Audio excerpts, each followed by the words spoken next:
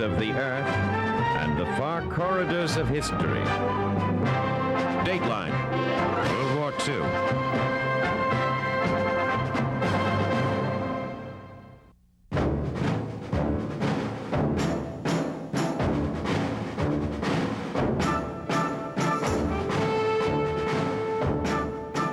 18 April 1942, in what will surely go down as one of the most audacious raids in American history, 16 Air Force bombers operating off an aircraft carrier strike a blow on the Japanese mainland.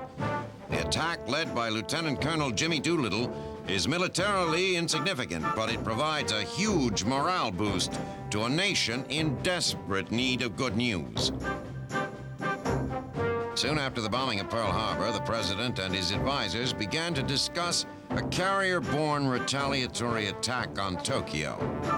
The problems at first seemed almost insurmountable, key among them being America's need to protect its naval forces, which were seriously depleted by the Japanese sneak attack.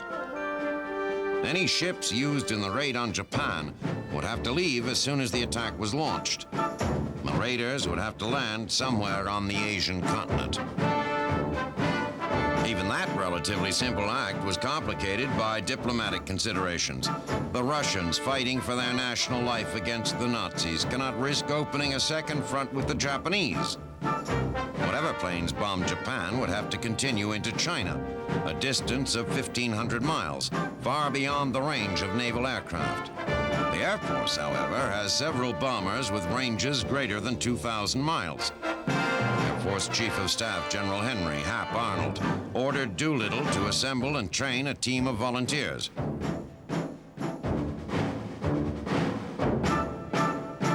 On 2nd April, Doolittle and his raiders, with barely a month's training under their belts, boarded the carriers bearing their bombers and began the long trip across the Pacific. Early on the morning of 18 April, the task force spots a Japanese patrol boat. Almost immediately, the cruiser Nashville opens fire, sinking the craft and killing all on board. There is no way to know whether the Japanese were able to send word of the approach of the American Armada. Still, hundreds of miles from their designated departure point, Doolittle is confronted with a choice: abort the mission or take off knowing they haven't sufficient fuel to reach their safe landing areas. Believing the rewards to be worth the risks, he gives the green light for the mission.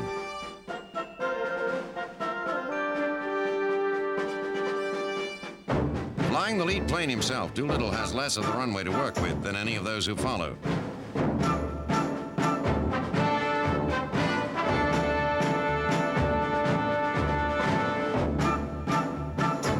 The B-25 trundles slowly forward, and as he runs out of deck, Doolittle pulls the nose of the plane sharply upward.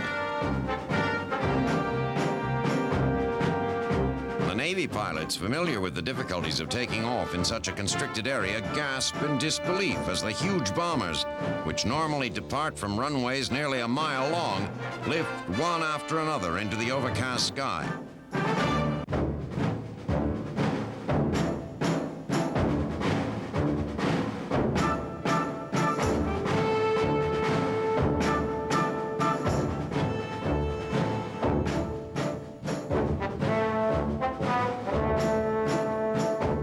As soon as the planes are off, Halsey gives the order to turn his precious fleet toward home. The planes fly low to escape detection. Each carries a 2,000-pound bomb load, a mixture of high explosives and incendiary devices. So that the loss of a plane will not turn into an intelligence bonanza for the Japanese, the elaborate Norden bomb sights normally installed in the Mitchell's cockpits have been removed. What is important, Doolittle and his men know, is not the accuracy of the bombing, but the bombing itself. The target is not a particular building or facility, but the much broader target of the Japanese nation's confidence. It takes 5 hours for the raiders to reach the Japanese coast. 13 head for Tokyo and 1 each to Nagoya, Osaka, and Kobe. Shortly after noon, Doolittle and his raiders reach Tokyo. Coming in from the east to north, the raiders drop their bombs, hitting a random selection of urban life: a crane, a ship in dry dock, a school. The Emperor's Palace, clearly visible from the air, is not bombed for fear that an attack on the very symbol of Japanese nationalism will incite the Japanese to higher levels of aggression.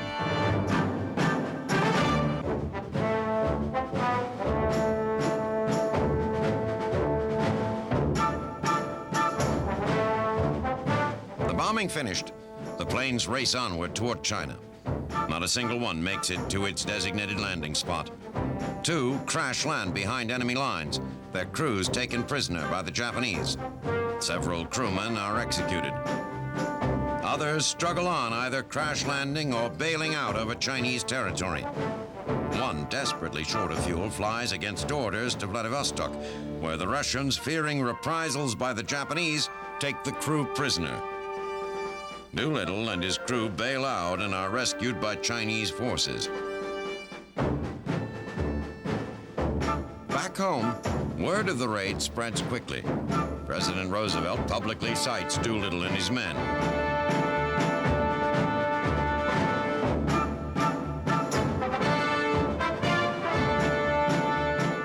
People pour into the streets and celebrate.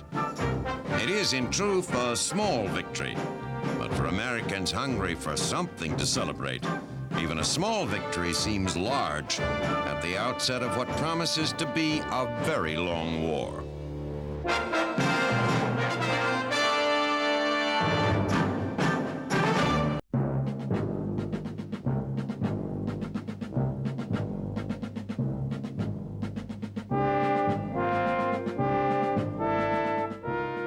March 1942, the Philippines. As General Douglas MacArthur is ordered by his superiors to abandon the islands for safe haven in Australia, the military situation here grows more dire, and the American command seems beset by miscommunication and confusion. As he departs, the general divides responsibility for the remaining forces among his former assistants, failing as he does so to notify Washington of the changes. The commanders in the U.S. and MacArthur then issue a series of orders that seem out of touch with reality, at least as it is being experienced by troops on the ground. MacArthur orders General George Moore, holed up on the offshore island of Corregidor, to set aside rations for troops trapped on the Bataan Peninsula. Those troops are tired, bloodied, and half-starved, but MacArthur apparently believes they will be able to fight their way through the Japanese blockade and across 2 miles of open water to Corregidor. Washington, on the other hand, sends word to the senior officer in the Philippines to hold Bataan at all costs.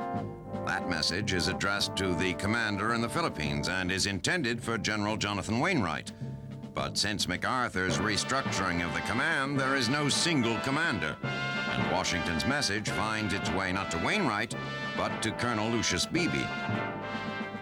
The confusion dramatizes a lack of consensus by the Allied command on exactly what the future holds for the island forces.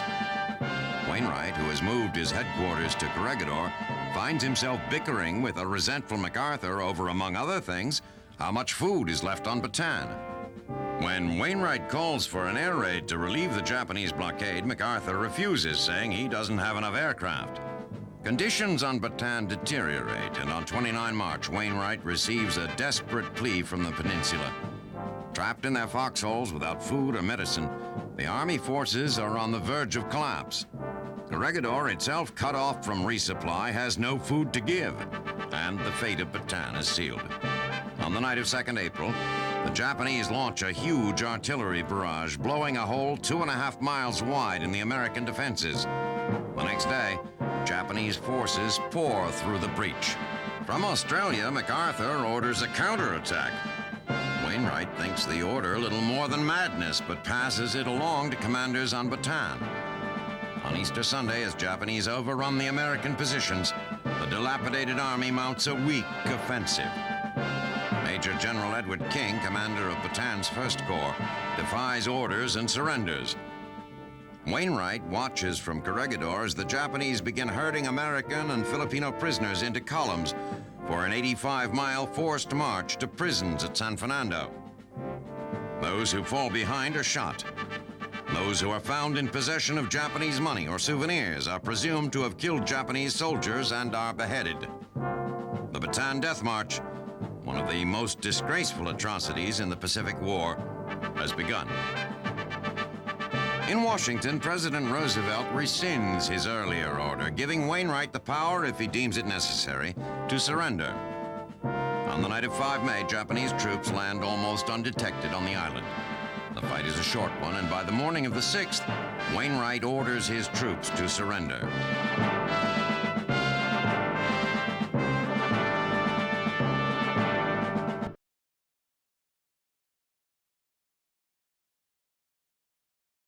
Wainwright becomes a Japanese prisoner.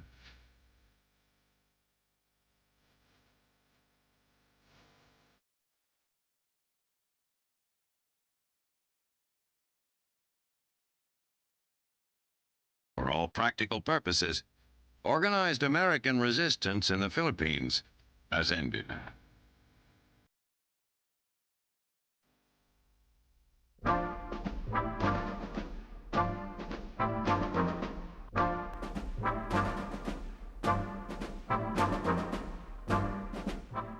May 26, 1942, London. After 6 days of heated debate and negotiations, representatives of Great Britain and the Soviet Union conclude an agreement forging an alliance between the two nations.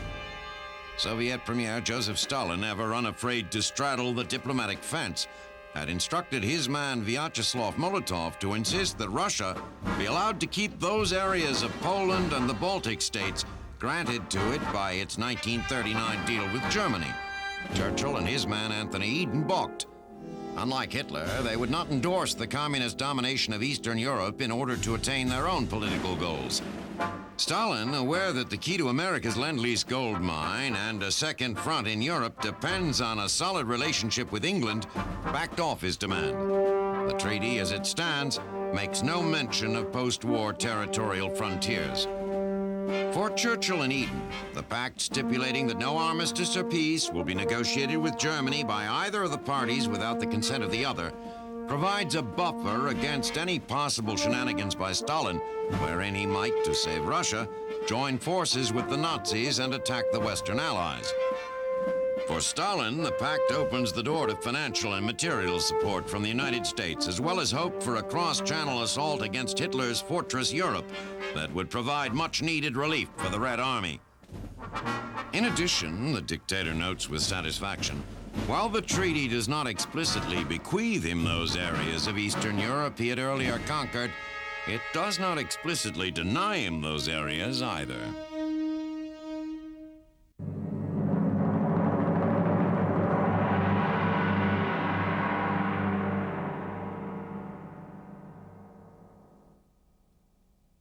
April 1942, North Africa. From his headquarters in Benghazi, Field Marshal Erwin Rommel gazes east toward the positions of the British Eighth Army. Soon, he knows, the uneasy quiet welcomed by troops on both sides will be shattered as he, once again, hurls his Africa Corps eastward toward Tobruk.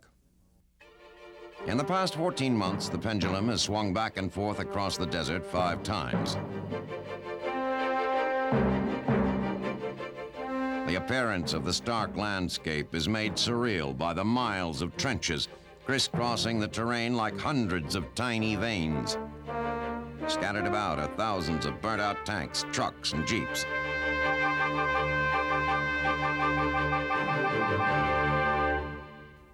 Grave markers stand in silent testament to the fury of the battle that has raged for this godforsaken piece of land. For the men on both sides, this brief respite from the rigors of battle is a welcome break. For months, there has been little time to relax, and now that their commanders have, for the moment, taken a pause, they intend to make the most of it.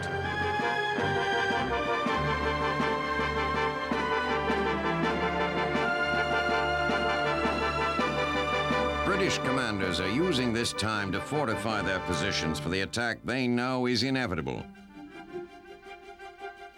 Supplies pour in daily. Tanks, trucks, anti-tank guns. The Brits know they must outnumber Rommel's forces in order to make up for the Germans' superior weapons. They fortify their positions with trenches protected by mines and barbed wire.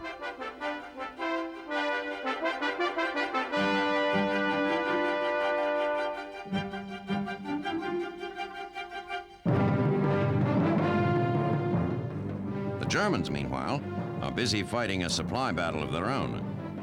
The ground war in North Africa relies completely on the Nazis' ability to deliver supplies to the port at Tripoli. The British realize this all too well, and the RAF operating out of Malta is hotly contesting the Germans' control of the Mediterranean.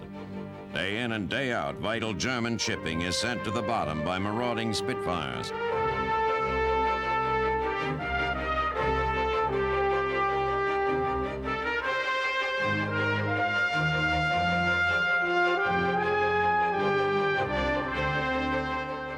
So even though there is a lull in the ground war, the chess match between the British and the Desert Fox continues. Although Rommel's supply problems are far greater than those of the British, he has one immeasurable advantage. The British commanders, who have been outgeneraled time and again, are now beginning to question themselves. They lack the confidence to make bold decisions on the battlefield, and against a sly adversary such as Rommel, indecision is the first step toward defeat.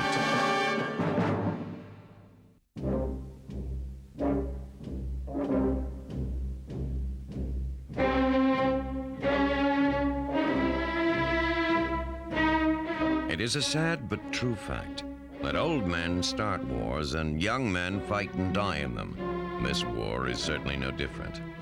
All the belligerents, including the United States, have asked a generation of their young men to set aside their lives and march off to an uncertain fate.